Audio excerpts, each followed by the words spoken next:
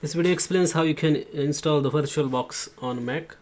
For that, go to this virtualbox.org website and then download OS X host file, and then it's actually a DMG file, and then just you have to double click on that file. Once you double click on the DMG file, this window will open up, and then what you have to do is you have to double click on this virtualbox.pkg file.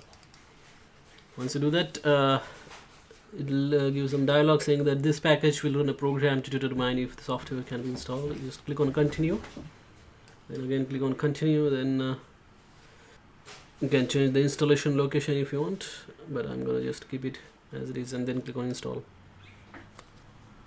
You will have to type the admin password, then click on install software, and then it will start installation. Once this VirtualBox is installed on your Mac, you can install any other system like Ubuntu or CentOS or any other operating system like Windows VirtualBox as well on your Mac system.